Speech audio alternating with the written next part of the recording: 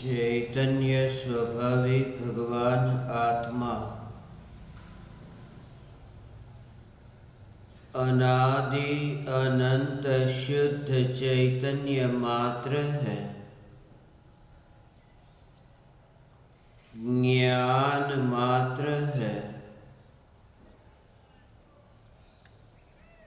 मैं शुद्ध चैतन्य मात्र, ज्ञान मात्र, भगवान आत्मा हूँ। प्रति समय यह जागृति बनी रहे। इस जागृति का नाम धर्म है। देह की प्रत्येक क्रिया के काल में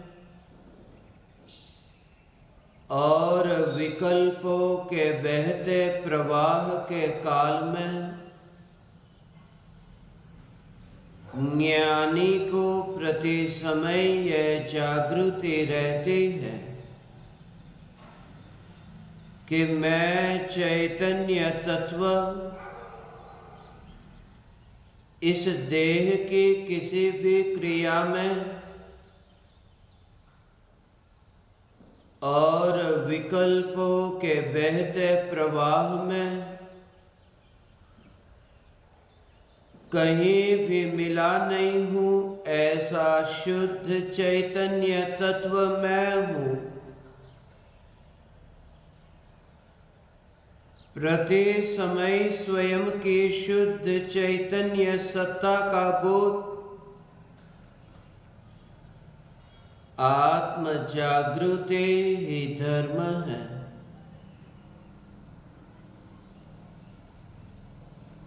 चैतन्य तत्व की स्वसंवेदन प्रत्यक्ष निर्विकल्प अनुभूति होते ही देह होने पर भी देहातीत दशा प्रकट होती है। इतना ही नहीं, विकल्प होने पर भी विकल्पातीत दशा प्रकट होती है। चैतन्य तत्व की निर्विकल्प अनुभूति होते ही आत्मा में अतीन्द्रिय आनंद का सागर उछलता है। फिर भी ज्ञानी की दृष्टि उस अतीन्द्रिय आनंद के सागर की ओर भी नहीं जाती और दृष्टि चैतन्य तत्व पर ही टिकी रहती है।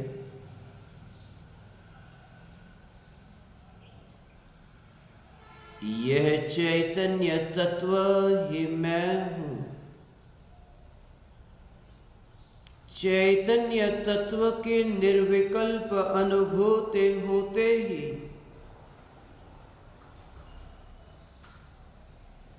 ज्ञान दीपक प्रज्वलित होता है। ज्ञान दीपक प्रज्वलित होते ही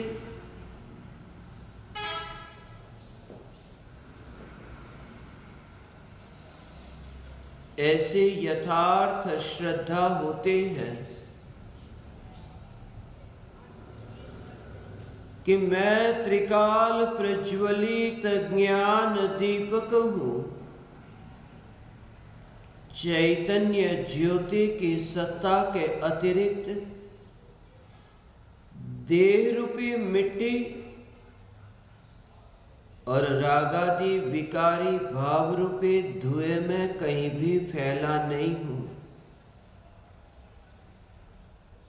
ज्ञान दीपक प्रज्वलित होते ही ज्ञानी स्वयं को राख की दीवार का पड़ोसी मानता है और मोक्ष मार्ग का मुसाफिर जानता है।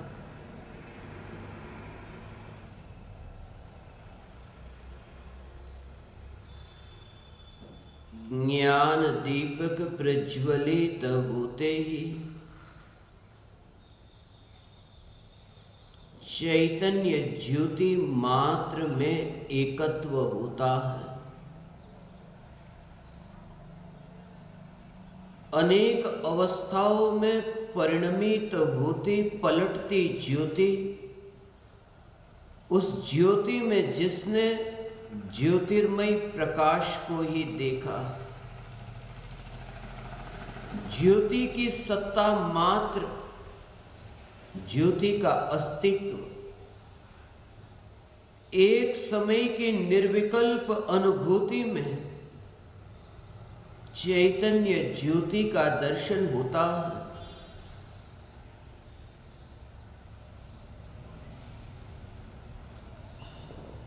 इंद्रिय और मन के निमित्त के बिना स्व संवेदन प्रत्यक्ष अनुभव होता है, और यह अनुभूति होती है उसी समय।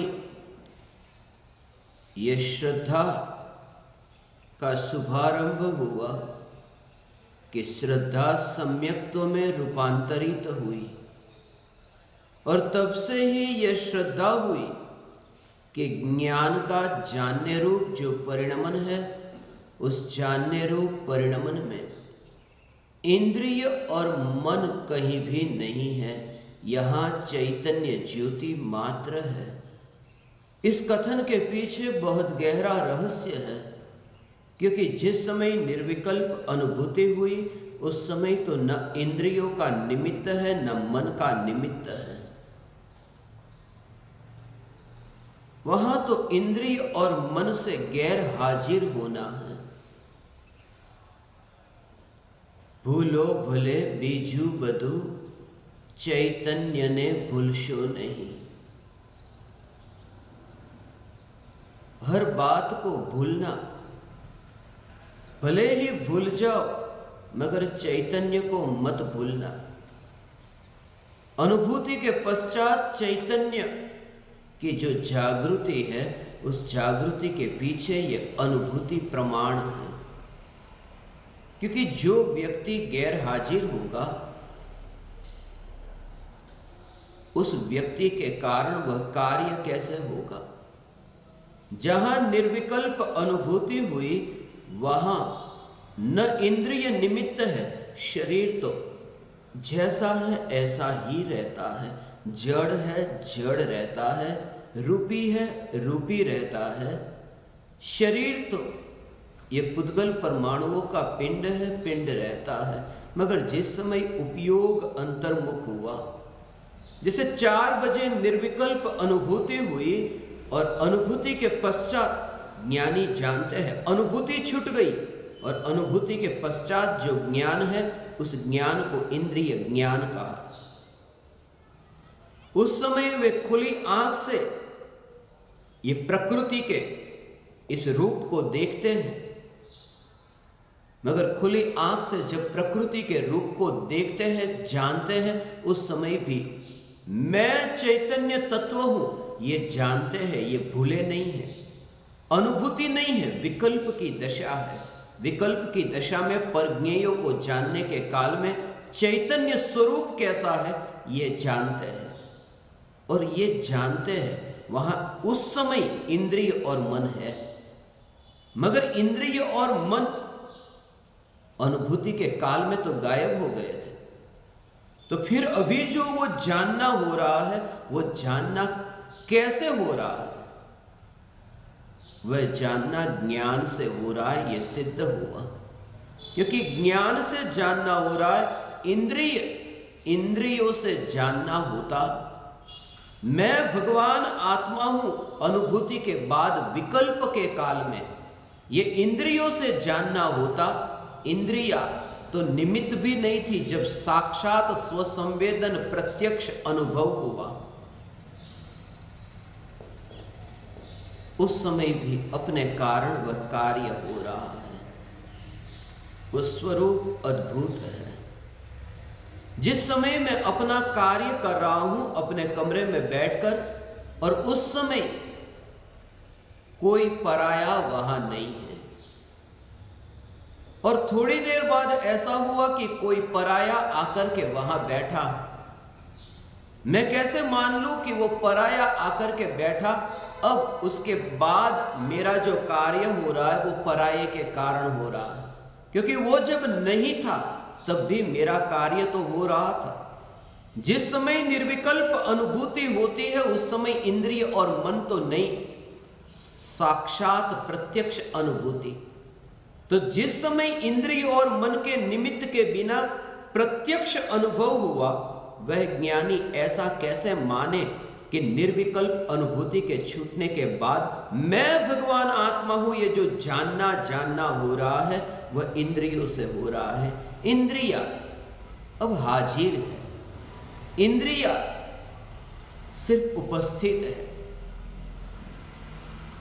इंद्रिया वहां सत्ता रूप है, मगर जानना तो ज्ञान से ही हो रहा है, क्योंकि अनुभूति के काल में प्रत्यक्ष अनुभव ज्ञान में जानने में आया था, इंद्रियों में नहीं, मन में नहीं। ज्ञान दीपक प्रज्वलित होने का अर्थ चैतन्य ज्योति मात्र। इसलिए अनुभूति के पश्चात ज्ञानी की ये जागृति कभी भूलते नहीं, याद रखना, कभी भूलना मत। भूलो भले बीजू बधु चैतन्य ने भूलशो नहीं। सब कुछ भूल जाओ तो भूल जाओ, मगर चैतन्य को मत भूलना। ये खास करके ऐसे लोगों के लिए कि अब याददाश्त नहीं, पुरानी बातें याद रहती नहीं।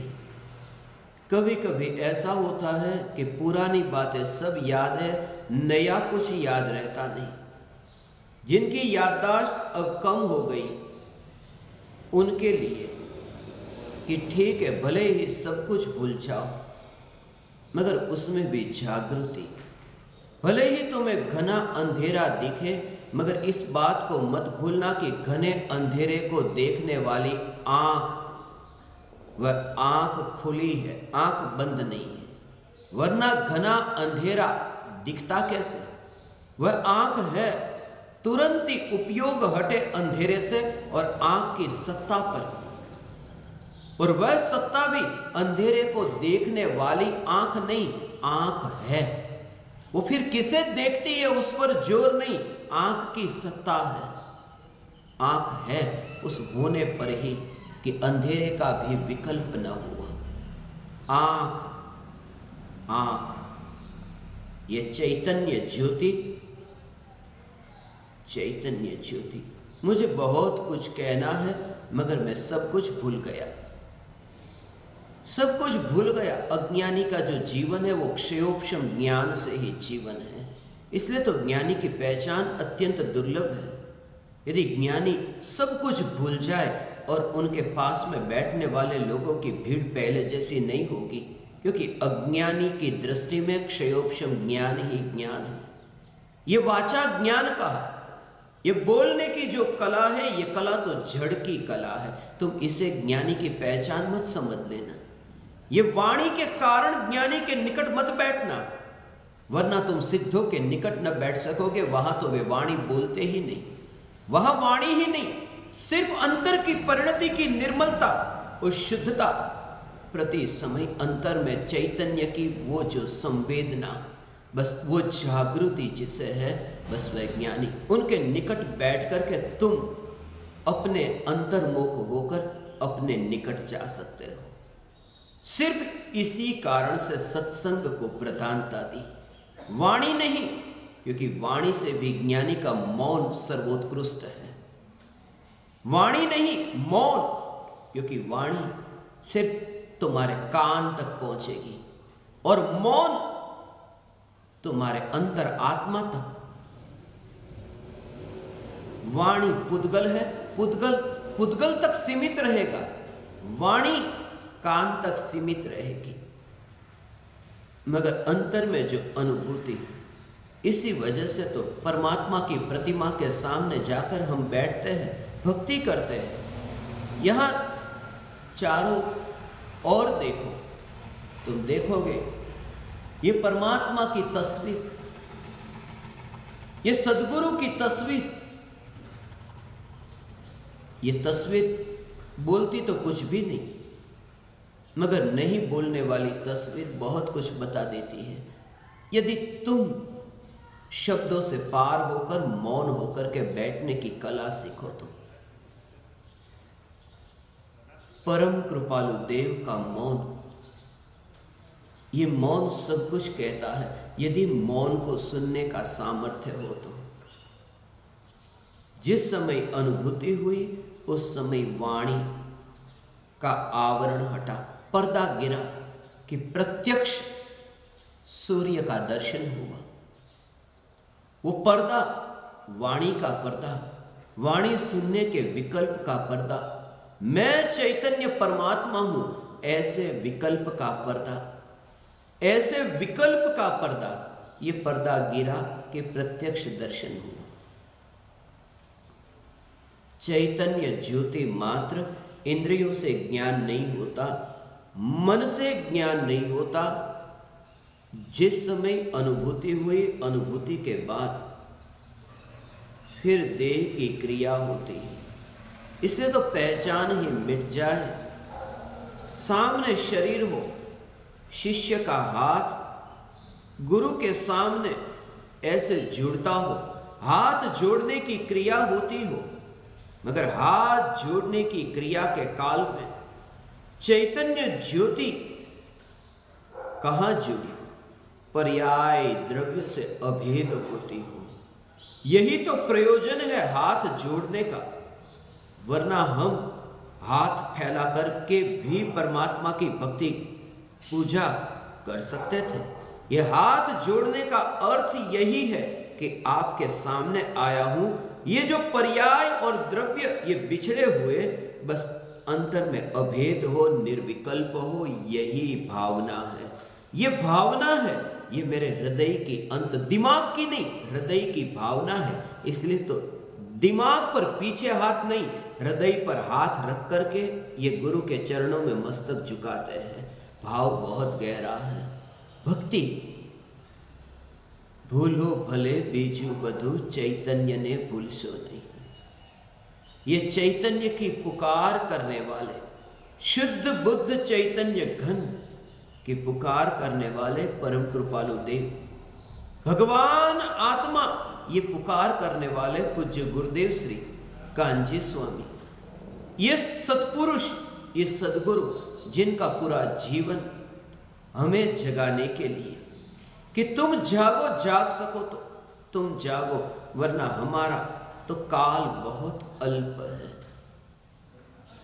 बस सिर्फ उस रूप में ही एक सहज संजोग कि जिसमें किसी ने बस जगा दिया, जगा दिया, इशारे से समझा दिया,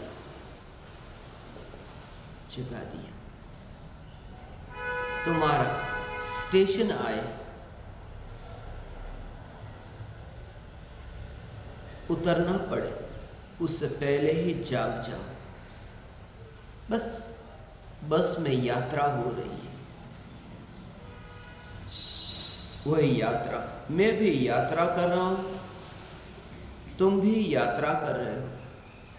एक ये यात्रा, यात्रा के दौरान सिर्फ एक मुसाफिर जैसे दूसरे मुसाफिर को जगाता हो, है तो सभी मुसाफिर मगर सोए हुए। मैं भी मुसाफिर और तुम भी मुसाफिर, सिर्फ जागना और सोना इतना अंतर है। प्रति समय यह जागृति चैतन्य ज्योति की, भूलो भले बीजू बधु, चैतन्य ने भूलशो नहीं। ये जो भक्ति की रचना, भूलो भले बीजू बधु, चैतन्य ने भूलशो नहीं, भूलना हो जाए तो भूलने में भी ज्ञान की जागृति, भूलना कि उस बात को मैं भूल गया। होता है ऐसा क्योंकि याद आना और भूल जाना ये सब कर्म के परिणाम हैं। ये आत्मा नहीं, ये कर्म के परिणाम हैं। याद आना और भूल जाना ये कर्म की अवस्था के निमित्त से होने वाला ये परिणाम है। याद आना और भूल जाना क्षयोपशम ज्ञान का उगाड़ है या फिर ज्ञानावरणी कर्म का उदय है। याद आना और भूल जाना, मगर जो जानना जानना जानना ये कर्म का परिणाम नहीं, ये आत्मा का स्वभाव है। सामने प्रकाश है या फिर अंधेरा है, उस पर मेरा कोई अधिकार नहीं। यहां आंख है, बस ये जागृति।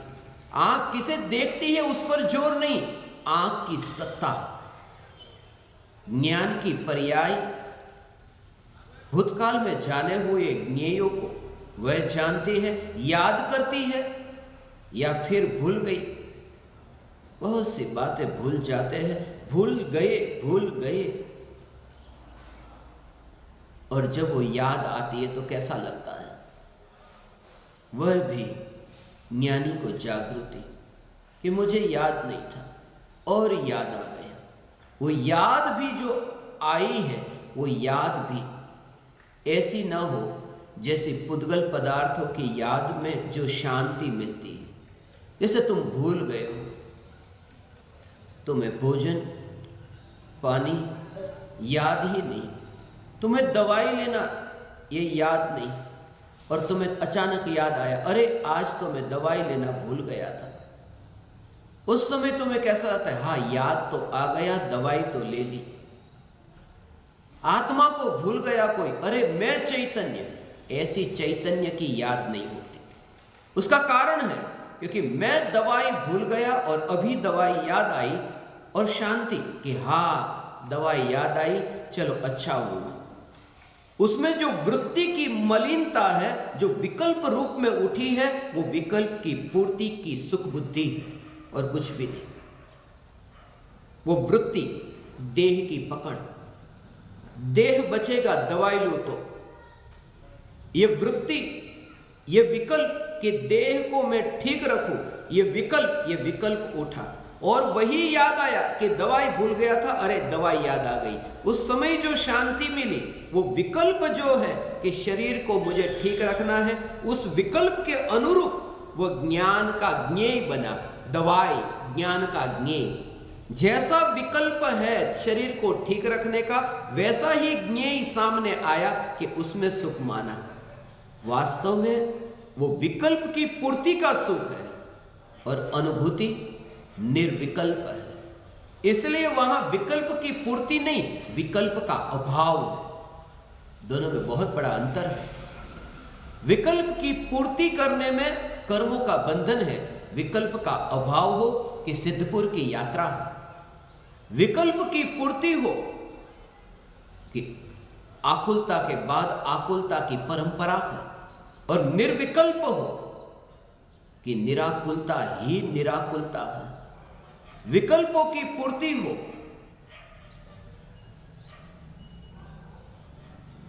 इंद्रिय सुख, काल्पनिक सुख,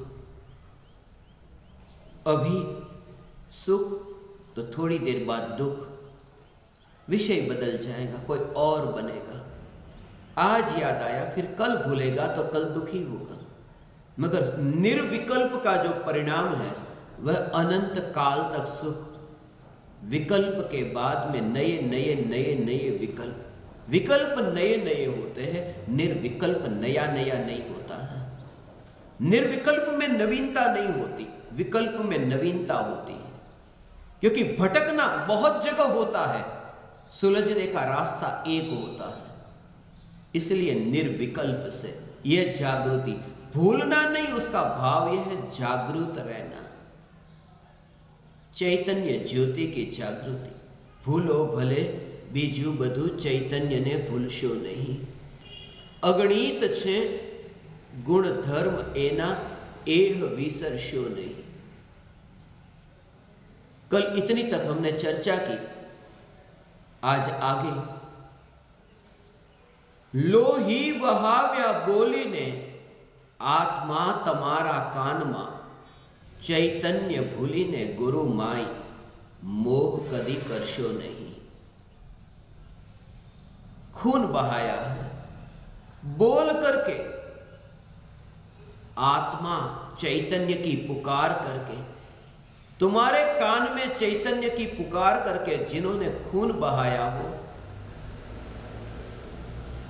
उनके प्रति, उन गुरुओं के प्रति तुम कभी भी मोह मत करना, अपनापन मत करना, और वह भी चैतन्य को भूल करके। एक बात खास याद कि गुरु में जो मोह का भाव है वो तभी हो सकता है यदि चैतन्य को भूले हो। जो चैतन्य में जागृत है वह गुरु में मोह कर ही नहीं सकता। मेरी बात को समझना, चैतन्य में जो जागृत है वह गुरु में मोह नहीं कर सकता। राग हो सकता है, मोह नहीं, क्योंकि मोह का अर्थ है कि पराये में अपनापन। चैतन्य को छोड़ करके कोई भी पराया, उसमें अपनापन, बस उसका नाम मोह।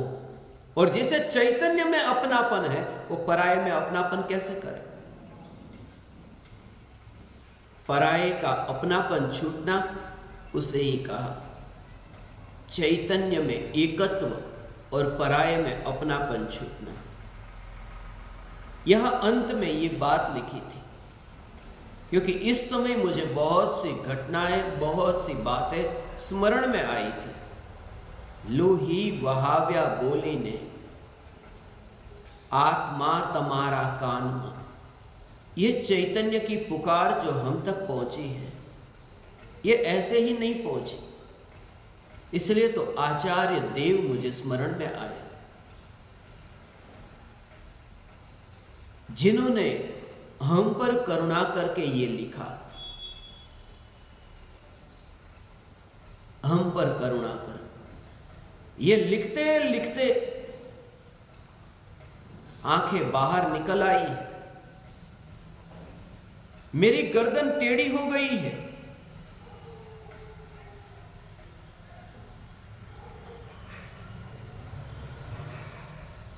वक्रग्रीव, मेरी गर्दन टेढ़ी हो गई लिखते लिखते।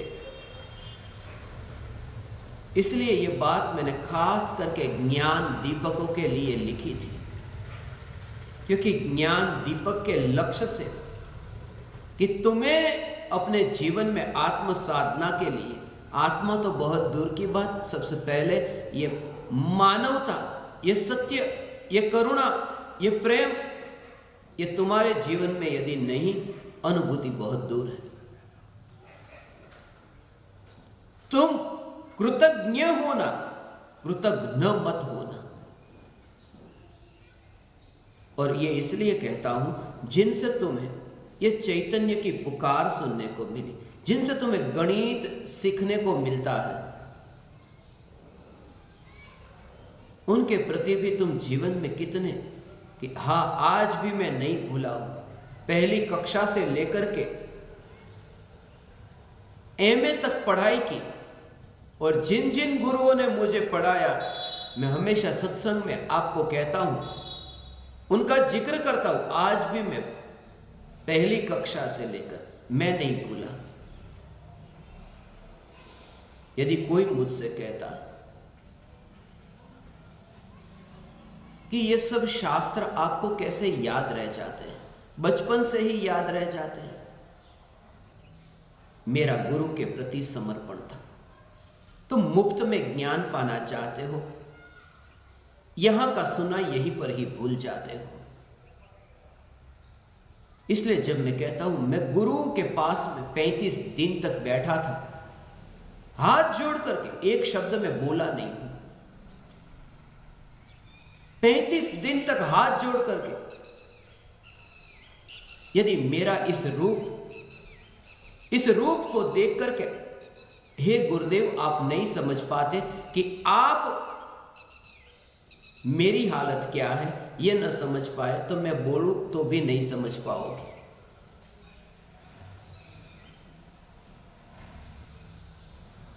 चुपचाप बैठना, मगर वह चुपचाप बैठना वो निराशा रूप न हो, वो उदासी रूप न हो, उसमें उदासीनता हो। और ज्ञान दीपकों के लिए ये पाठ सिखाने के लिए ये खास लोही वहाव्या बोली ने आत्मा तमारा कानमा। आज का दिन ज्ञान दीपकों का दिन है, 142 ज्ञान दीपकों का दिन। हर साल में सबसे महत्वपूर्ण आज का दिन मुझे स्मरण में आता है, जब से परम कृपालु देव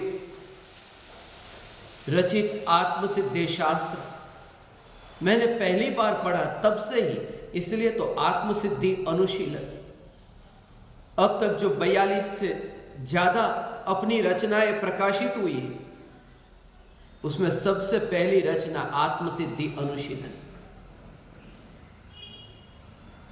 जो मैं कहता हूं रास्ते पर चलते चलते लिखी थी।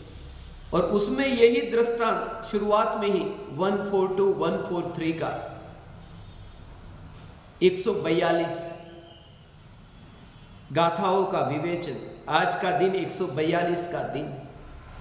उसी वजह से ये भाव आया 142 देशों में आत्मसिद्धि शास्त्र की स्थापना हो, और हुई।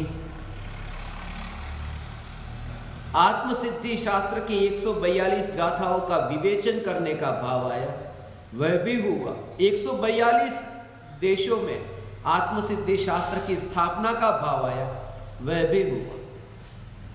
कुवैत में था और यह भाव आया कि 142 ज्ञान दीपक बोधामृत लिखते लिखते 1 घंटा और 42 मिनट में रात को 12 बजे से 1:42 तक, वह भी हुआ।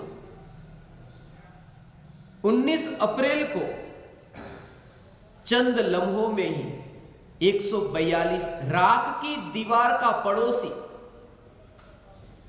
ये रचना भी हुई।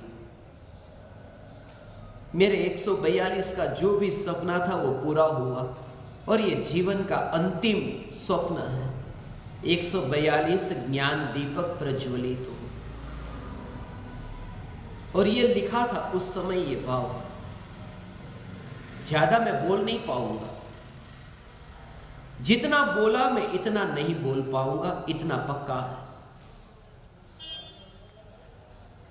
क्योंकि ये शरीर अब साथ नहीं देता, मैं बोल नहीं पाऊंगा। मगर तुम, जब तक मैं यहां हूं, तुम पास में बैठना, मौन से सत्संग करेंगे, और ऐसे लोग सहज ही निकल जाएंगे जो वाणी सुनने बैठते थे। छन्नी होती है ना पानी को छानने के लिए, ऐसे ही ऐसे लोग जो वाणी के लिए ही आए हैं वे चले जाएंगे, क्योंकि मेरे पास अब वाणी नहीं होगी।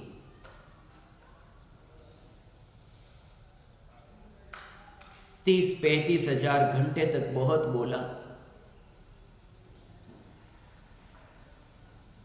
और पिछले कुछ समय से तो आप खुद देखते हैं, सुनते हैं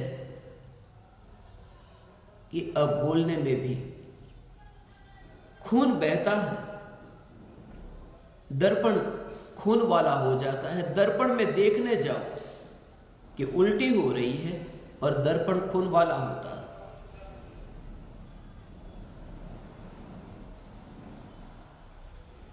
सबसे पहले देवलाली में खून की उल्टी हुई थी, ज्ञान दीपक के घर पर ही था।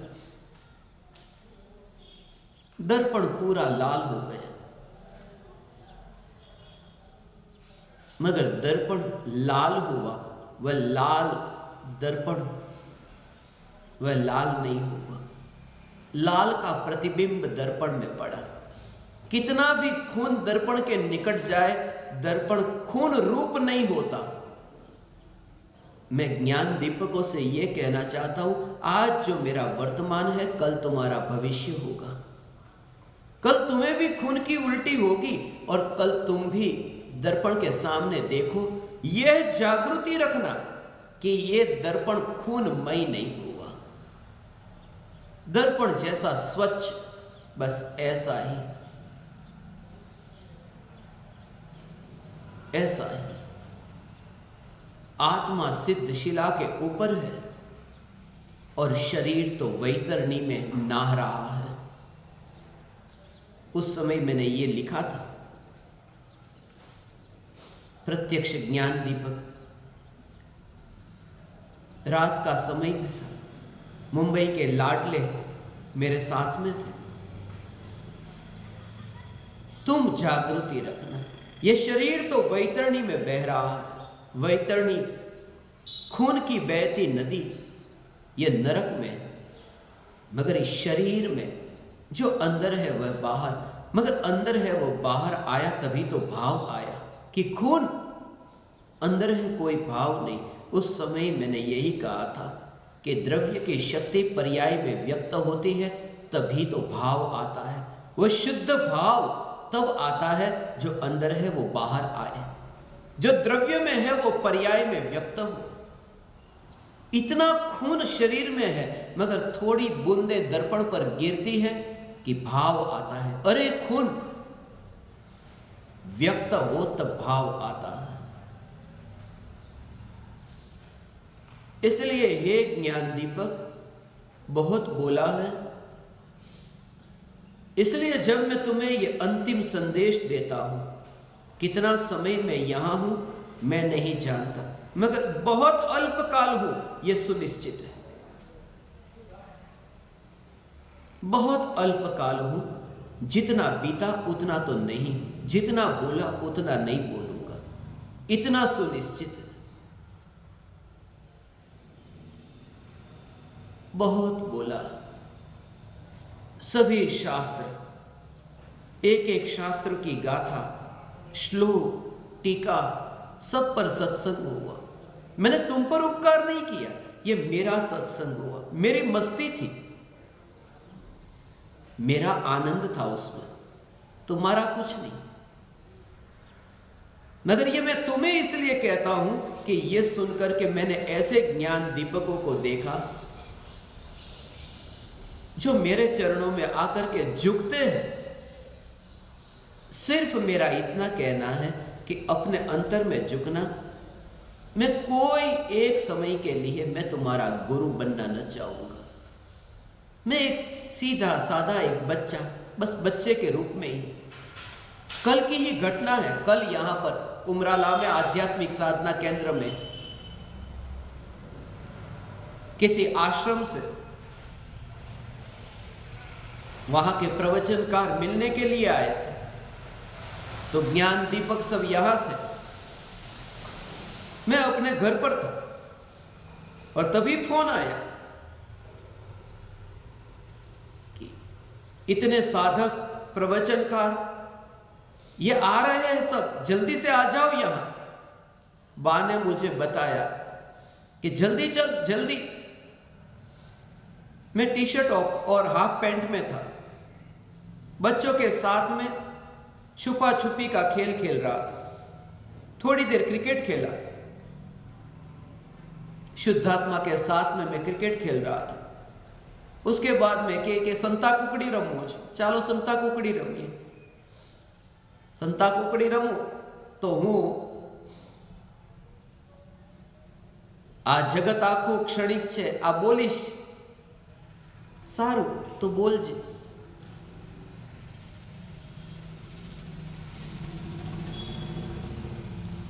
मैं ऐसा ही, मैं ऐसे लोगों को बाहर निकलता हुआ देखना चाहता हूं जो मेरे बचपन को देख करके यहां बैठने को राजी ना हो।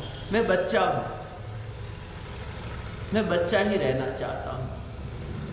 इसलिए तो अंतिम घड़ी में मैं बच्चे की भांति होऊंगा, सिर्फ मां बाप नहीं होंगे। जन्म हुआ तब मां बाप, एक और मां एक और बाप, मगर मैं नग्न था। जन्म हुआ तब नग्न था। एक और मां थी, एक और पिताजी, बापूजी थे। मृत्यु की घड़ी में मैं नग्न होऊंगा, मगर नग्न होते समय मेरे आसपास दोनों होंगे, पीछे भी होगी और कमंडल भी होगा। उस समय भी दोनों होंगे आसपास, मगर अंततः बच्चे की भांति ही, ये बच्चे का ही मार्ग है। इसलिए तो मैं आपको माता पिता कहकर के पुकारता हूं। आपके सामने मैं यही तो कहता हूं, आप पधारो, मैं आपकी सेवा करने के लिए आ बैठा हूं। आप पधारो, बुढ़ापे में आपकी सेवा करो, आप पधारो। आज भी मैं ज्यादा तो नहीं बोलूंगा, अभी जाने का समय है, क्योंकि यहां पर आज भी मेरी सेवा है। सब ज्ञान दीपक यहां आए हैं, कह रहे थे आज के दिन तो आपके हाथ का खाना खाना है, तो ज्यादा सेवा का समय आज। बोले पाव भाजी खाना है, तो पाव तो हम खाते नहीं, तो पराठा भाजी बनाना है। तो जैसे ही सत्संग पूरा होगा, अभी पराठा भाजी बनाने जाऊंगा।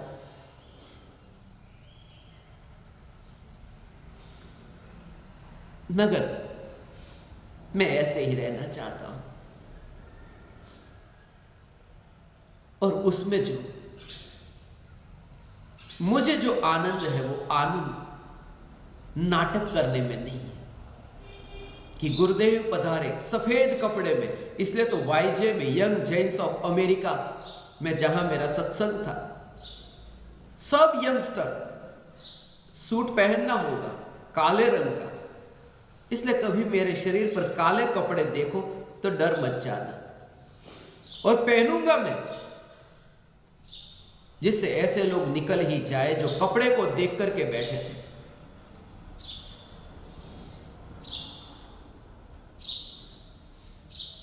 न कपड़े को देखना, न वाणी को देखना, न बाहर की ये क्रियाओं को देखना, सिर्फ जागृति तुम देखना, और जागृति ही परम धर्म है। हे ज्ञान दीपक, ये जागृति परम धर्म है, और अंतिम घड़ी तुम्हारी भी ऐसी हो, जागृत चैतन्य परमात्मा। क्योंकि क्रिया यहां की यहां रहेगी, और जागृति अनंत काल तक साथ में रहेगी। तुम जागृत रहे अनंत काल तक। लोही वहाव्या बोली ने, आत्मा तुम्हारा कान में। शरीर में से इतना खून बहता है, कंप्यूटर गंदा होता है, फिर भी ये भाव, जैसे कोई बाप कमाई करने जाता हो, मरते मरते भी पसीना इतना बहाता है। बापूजी से मेरी अभी बात हो रही थी, बचपन में वो ऐसे ही मजदूरी, इतनी मजदूरी कर करके मुझे पढ़ाया, लिखाया, पढ़ने के लिए भेजा।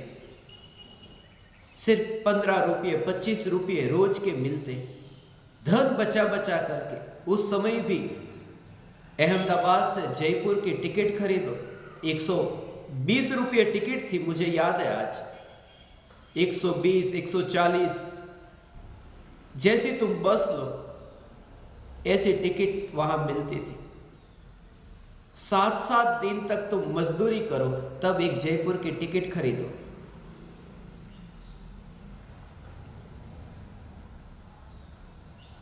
जिन्होंने मेरे लिए अपने जीवन में इतना इतना बलिदान दिया, उसे मैं भूल नहीं सकता। यही तो कारण है मिशन पूरा होने के बाद में मैंने ये भावना भाई कि बापू जी के साथ में मैं जीवन बिताऊं। जीवन की अंतिम घड़ी में उनके लिए ऐसे चैतन्य की पुकार। कोई नहीं है इस जग में, ये सब स्वार्थ के सगे, मैं जानता हूं, मगर जिनका हम पर ऋण है उनके प्रति तुम कृतज्ञ मत होना। धन तो बहुत कमा सकता था, मगर उमराला में आकर यहां क्यों बैठा हो?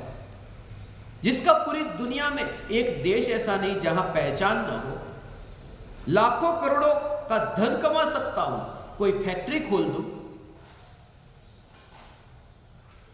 मगर मां के चरणों में, पिताजी के चरणों में, यहां पर ये स्वर्ग है। ये स्वार्थ के सगे हैं, फिर भी मैं यहां हूं। धन के पीछे भागूंगा नहीं, मां बाप को छोड़कर। जीवन अल्प, बाद में पछतावा होता है। मैंने ऐसे लोगों को देखा है, धन बहुत कमा लेते हैं कि चलो अब मां बाप की सेवा करने, मगर मां बाप की सेवा करने के लिए मां बाप ही नहीं बचे। हे ज्ञान दीपक, परम कृपालु देव के इस रूप को देखना,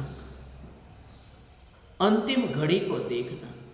लोही वहाव्या बोली ने, परम कृपालु देव ने इतना लिखा है। जिन्होंने हम पर इतना उपकार किया, वे नहीं मानते उपकार किया, वे तो लिखते हैं छोड़ गए, सिर्फ निशानी रह गई, चरण न रहे, पद चिन्ह रह गए। मगर पद चिन्ह भी पर्याप्त है तुम्हें मंजिल तक पहुंचाने के लिए, क्योंकि पद चिन्हों को देख करके तुम ये पहचान लगाओगे कि कहां, अब कहां मुझे जाना है, मेरी मंजिल कौन सी है। मंजिल का पता तुम्हें चलेगा। मैं एक ऐसे परिवार को देखना चाहता हूं, उसको मैंने ज्ञान दीपक परिवार कहा। ये भी यादें बनेगी। और आज का सत्संग 142 का दिन है।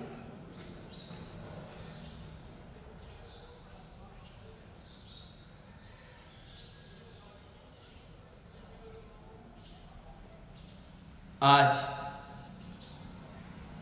मैं 142 ज्ञान दीपकों के साथ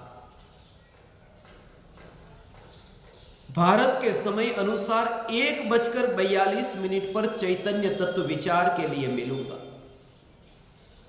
यह भाव भी मुझे अभी आया। यह चैतन्य तत्व विचार जिसका समय निश्चित 1:42, आज दोपहर में 1:42 को मैं मिलूंगा। यह भाव मुझे आया। कब पूरा होगा उसका इंतजार मत करना। और इसमें तुम्हारी अटेंडेंस नहीं लगेगी। नहीं बैठना है तो मत बैठना, उठ जाना है तो उठ जाना। कितने घंटे तक चलेगा मुझे नहीं पता, मगर आज 1:42 पर सत्संग होगा। यह भाव भी मुझे अभी आया। ये ज्ञान दीपकों को देख करके अब दो ही दिखता है, एक गुरु और एक चैतन्य तत्व।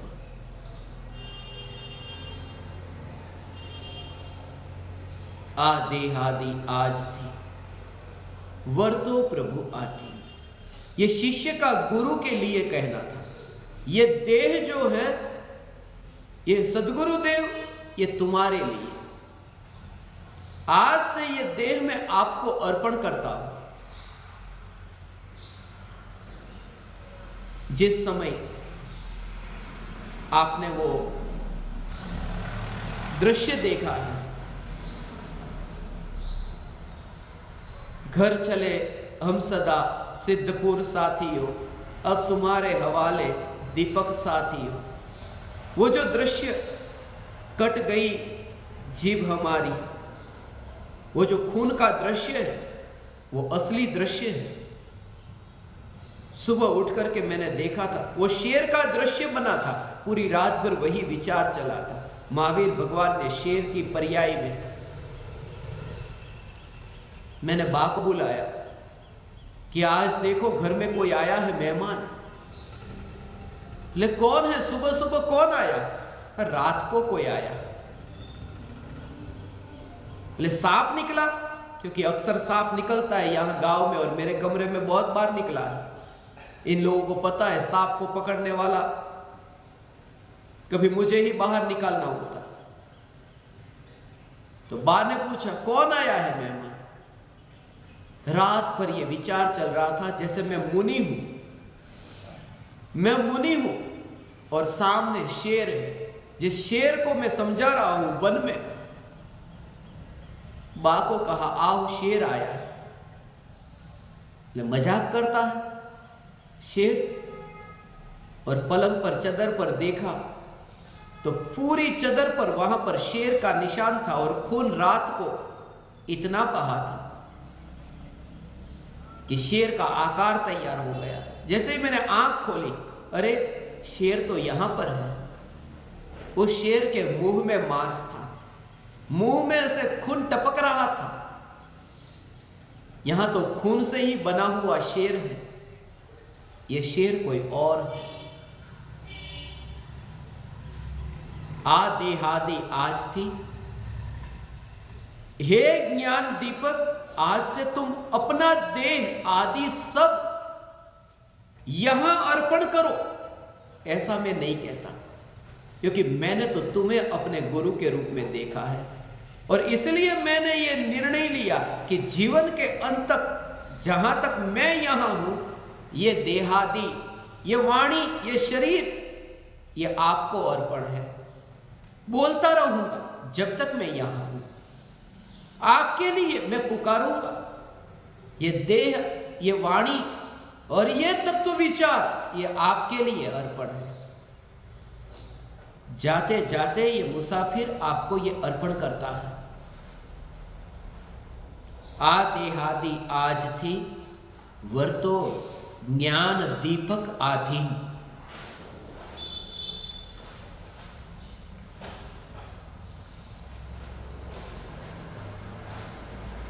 परम कृपालु देव को तो मैं पीछे देखता हूं, मैं हमेशा आपको आगे देखता हूं, मेरे सामने में बैठे हुए आपको देखता हूं। इसलिए ये ज्ञान दीपकों के लिए तुम विनयवान होना, तुम विवेकी होना, तुम चुपचाप बैठ कर के मौन को समझना। यदि कभी न बोल सकूं तो नाराज मत होना। मैं ज्ञान दीपकों को कुछ ऐसे वीडियो, कुछ ऐसे ऑडियो सुनाना चाहता हूं जो यहां आएंगे। अभी धीरे धीरे सब आने लगे, खेत में जाने वाले हैं। रात्रि के समय पर वन विहारी मुनि की दशा कैसी होती है, 19 तारीख को रात को अभी मुझे भाव आया। मैं आपको वहां पर ले जाऊंगा और कुछ दृश्य मैं आपको बताऊंगा। जिस वीडियो में आप देखेंगे, सुनेंगे, मरता हुआ व्यक्ति मरते मरते ज्ञानी की पुकार कैसी होती है, तत्व विचार और चिंतन कैसा होता है। शरीर साथ न दे, शरीर बैर बिखेर होता हो। आमंत्रण आ गया, न्योता आया है, थोड़ी राख भेजो यहां। स्मशान से न्योता आया और यह शरीर स्मशान की ओर जाने को तैयार है। स्मशान से राख के लिए न्योता आया। उससे पहले वह दशा, और उस समय शांत निराकुलता, दुख नहीं, अनादि अनंत सत्ता, न आना न जाना, न बैठना न उठना, दिगंबर हो गया, वस्त्र ही न रहा। शरीर की क्रिया होती हो, मगर वह तो सत्ता है, वह तो ध्रुव चैतन्य सत्ता है। जिस त्रिकाल ध्रुव चैतन्य सत्ता में ये देह का आकार भी प्रतिबिंबित हो, ये देह के खून मांस हड्डी भी प्रतिबिंबित हो, मगर एक समय से ज्यादा जिसका फैलना नहीं, क्योंकि वे प्रतिबिंबित होते हैं ज्ञान की पर्याय में। और सत्ता फैली त्रिकाल, ये देह की क्रिया जिस ज्ञान की पर्याय में प्रतिबिंबित होती है, मगर उस समय भी त्रिकाल ध्रुव सत्ता के साथ में जिसकी स्पर्शना, उस दशा को कहते हैं देह होने पर देहातीत। और कहने के विकल्प है, मगर विकल्प होने पर विकल्पातीत। ये ध्रुव चैतन्य सत्ता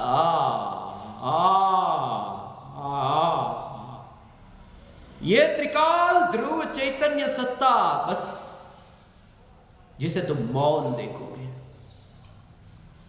फिर ना तुम्हारा आना ना जाना, न तुमने ग्रहण किया न तुमने छोड़ा, न तुमने भोगा न तुमने त्यागा, सब विकल्प ही नहीं होंगे।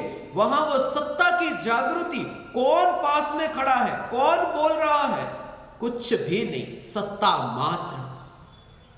और उसमें तो निराकुलता है। बहुत काल लगा लिखने में, मगर एक डस्टर घुमाया कि बोर्ड साफ हो गया। मगर यहां डस्टर भी नहीं घुमाया, यहां तो सत्ता का दर्शन किया, डस्टर की नहीं, दर्शन की जरूरत थी।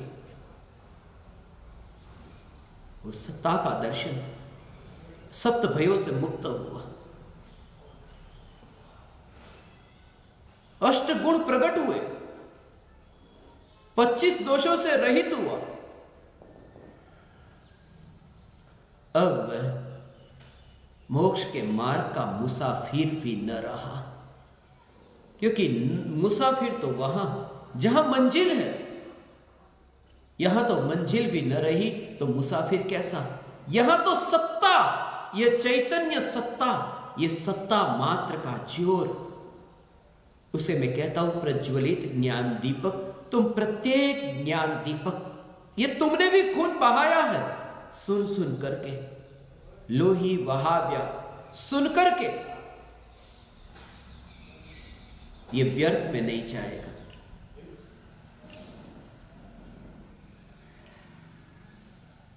लोही वहाव्या बोली ने आत्मा तमारा कानमा, चैतन्य भूली ने, ये चैतन्य भूली ने अर्थात ये ध्रुव सत्ता, उस सत्ता की स्पर्शना न छूटे, उसे उदय पर छोड़ो। गुरु मिले, गुरु के प्रति राग भी हुआ, इसमें मैं नहीं, मेरा विस्तार कहां तक, सत्ता तक, चैतन्य सत्ता तक। यह सत्ता, इसलिए देह छूटेगा तब मैं किस जंगल में होऊंगा तुम्हें पता है? मैं मुनि किस जंगल में होऊंगा? नहीं, मैं जंगल में नहीं होऊंगा।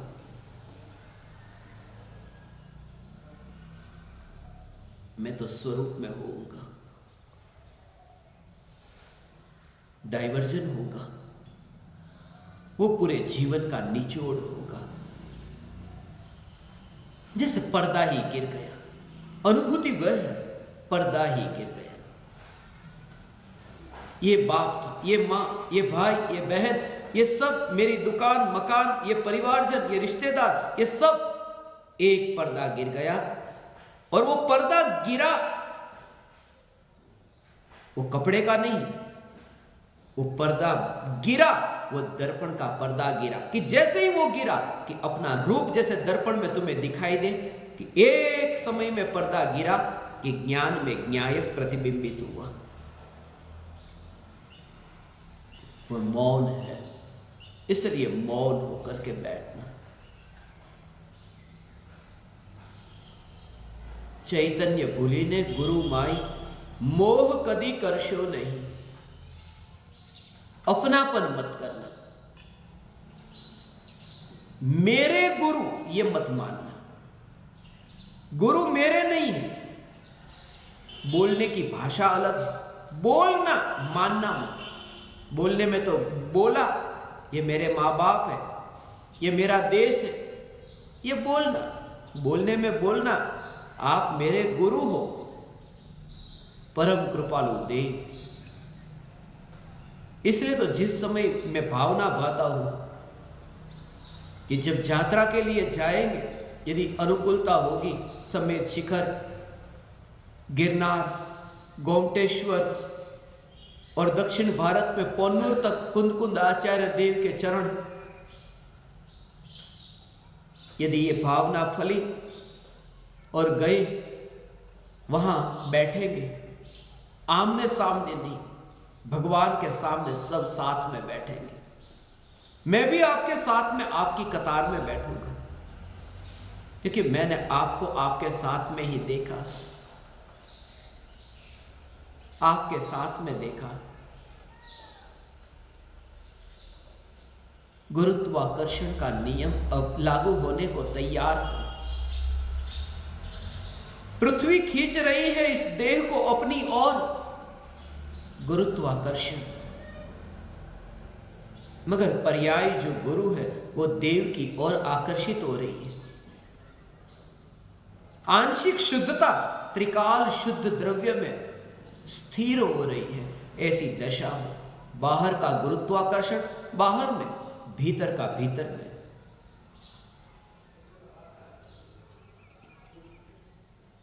चैतन्य भूली ने गुरु माई मोह कदी करशो नहीं, मोह कदी करशो नहीं। वो आदर होगा, वह आदर, आदर सीखना, विवेक विनय। मैं तो कोई भक्ति की बात नहीं करता, मगर ज्ञान दीपकों को इतना कह दूं, ये थोड़ा अनुभव मेरा हुआ इसलिए मुझे स्मरण में आया। बीच में ऐसा हुआ, 2-4 ज्ञान दीपकों का, जब ज्ञान दीपकों के लिए उनका नाम जोड़ना था, इतनी इतनी भक्ति दिखा रहे थे, हाथ जोड़ जोड़ करके, हमें ज्ञान दीपक बना दो, हमें ज्ञान दीपक बना दो, हमें ज्ञान दीपक बना दो। नाम जोड़ दिया उनका, मगर उनके जीवन में कुछ हुआ होगा। तुरंत डिसीजन ले लिया, मेरा नाम निकाल दो। यह भी नहीं बताया कि परिस्थिति क्या है। किसी की शरीर की स्थिति ठीक नहीं थी, ठीक नहीं थी, प्रवचन नहीं सुन सकते थे, आपको छूट दे देता, एक बार बता तो देता कि क्या कारण है। और एक के सामने, मेरे सामने न बताओगे तो तुम किसके सामने बताओगे? जिनके पास बैठ करके तुम सुनते हो उनके सामने ही न बताओगे। डिसीजन खुद ही ले लिया। थोड़ा विवेकी होना, यह धार्मिक नहीं है, ये थोड़ा विवेक है। गुरु दक्षिणा तो तुमसे कुछ मांगी नहीं, क्योंकि मैं तुम्हारा गुरु नहीं, मगर जाते जाते थोड़ा इतना तो बोलो कि इस स्थिति में मुझे क्या करना चाहिए। तुम स्वयं गुरु मत बन जाओ। तुम्हें परमात्मा कहकर पुकारा था, गुरु कहकर के नहीं। चैतन्य कहा था, यह विनय सीखना होगा। मुझे क्या करना चाहिए इस स्थिति में? मेरा पति मुझे मना करता है मैं ज्ञान दीपक न बनूं। मेरे घर पर यह विवाद चल रहा है, मैं ज्ञान दीपक नहीं रहूं। ठीक है, आपको बंद करें, मगर एक विवेक हो कि मुझे इस स्थिति में क्या करना चाहिए। और वह भी इतने रोते रोते जब तुम ज्ञान दीपक बने, और इतने कठोर होकर के, ये धर्मी के लक्षण नहीं, यहां तो मानवता भी नहीं। इसलिए ये मैं कहता हूं, अनुभव से कहता हूं, पिछले 4-5 महीने से ऐसा हुआ है।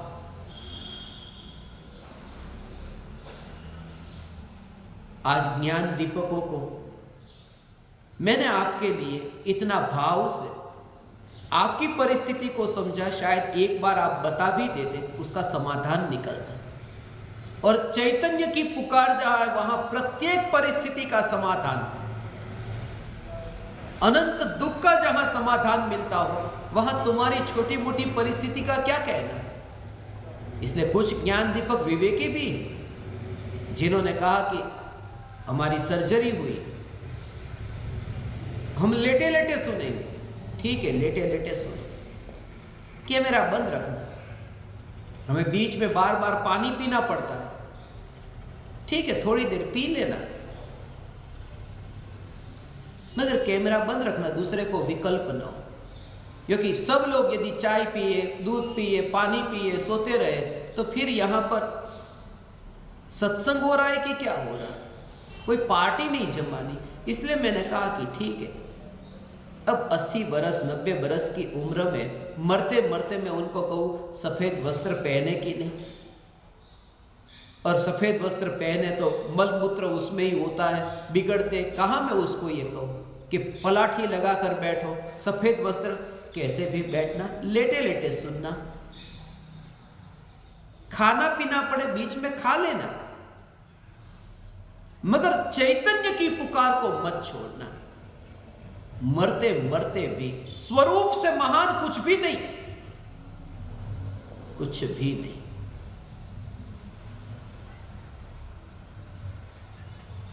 अंतिम घड़ी में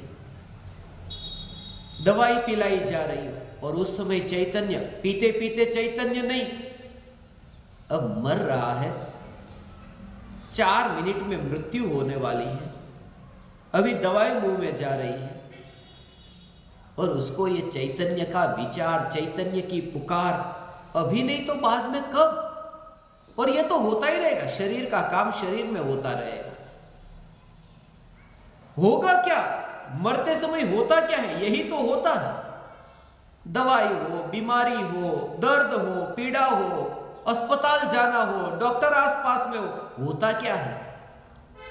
वो होने देना, मगर स्वरूप का मना नहीं है। वहां सुनना, विचार करना, पढ़ना, मैं तुम्हें मना ना करूंगा। थोड़ा विवेकी होना, दीक्षा लेने को तो नहीं कहता, इसलिए तो मैंने कहा ना कि आप यदि नहीं बैठ पाते, मैंने आपकी अटेंडेंस लगाई, पिछले 1 महीने से मैं आपकी अटेंडेंस ले रहा हूं, वरना मुझे क्या पड़ी है कि मैं आपकी अटेंडेंस लगाऊं, कौन बैठा है, कौन गया, कौन क्या कर रहा है। एक एक ज्ञान दीपक के लिए इतना समय निकालने को मेरे पास क्या, मेरे पास अपना काम नहीं है। मगर एक भाव आता है कि आपका व्यक्तिगत यदि आपका कोई भी प्रॉब्लम है तो चिंता मत करना, और सभी के जीवन में होते हैं, किसके जीवन में नहीं है, वरना यहीं पर ही मोक्ष होता है। मगर निराश मत होना, समाधान होगा। शंका होगी तो समाधान होगा। परम कृपालु देव ने समाधान बाद में लिखा, शंका पहले लिखी। शंका होगी तो समाधान होगा।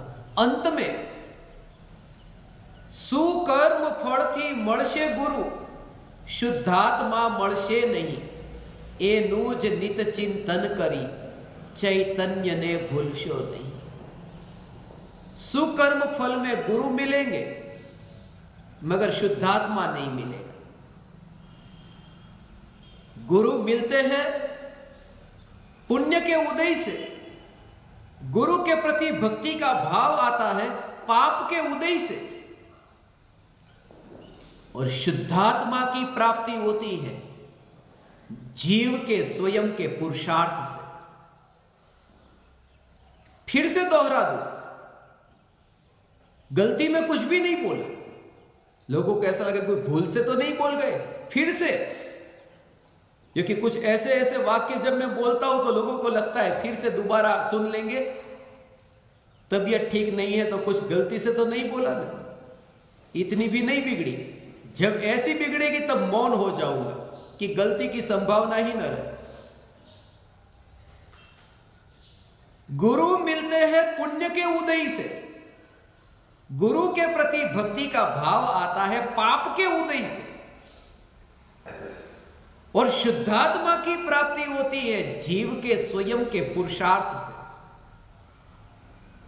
क्योंकि गुरु संयोग है आत्मज्ञान की प्राप्ति के लिए, ये दोनों सद्गुरु संयोग है, और सद्गुरु है वो पुण्य के उदय से प्राप्त होते हैं।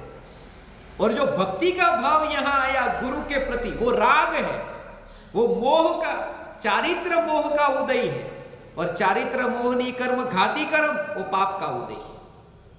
घाती कर्म सब पाप रूप है, पुण्य नहीं। राग का भाव आया गुरु के प्रति, वो पाप का उदय, गुरु मिले वो पुण्य का उदय। ऐसा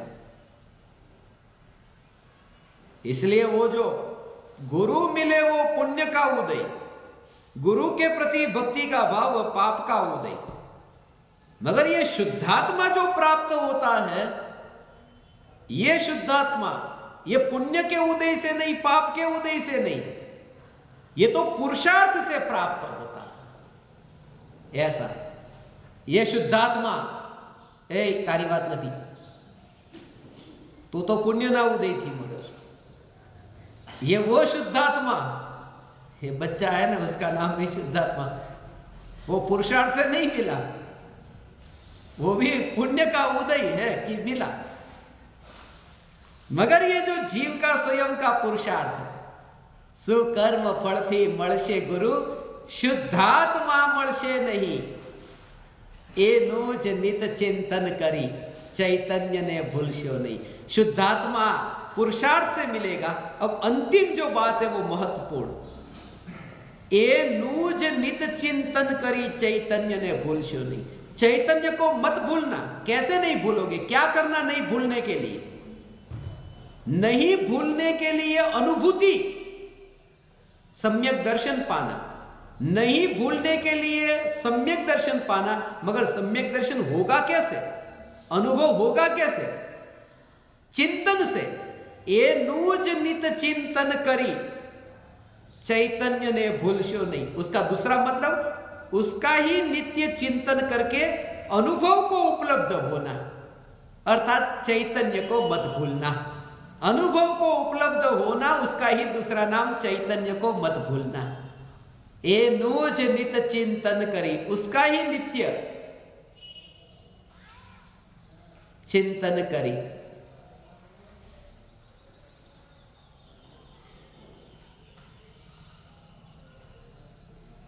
चैतन्य ने भूलशो नहीं। भूलो भले बीजू बधु, चैतन्य ने भूलशो नहीं। अगणित छे गुण धर्म एना, एह विसरशो नहीं। वहां पर भी पुनीत महाराज ने ये कहा था, धन खर्चता मळशे बधु, माता पिता मळशे नहीं। धन देकर के सब मिल जाता है, माता पिता नहीं मिलते। यहां पुण्य और पाप खर्च करके गुरु और राग सब मिल जाएगा, मगर शुद्धात्मा नहीं मिलेगा।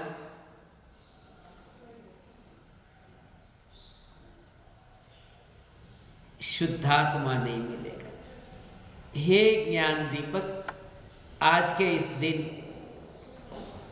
14/2 के दिन बस तुम्हारे ज्ञान में दो ही, एक चैतन्य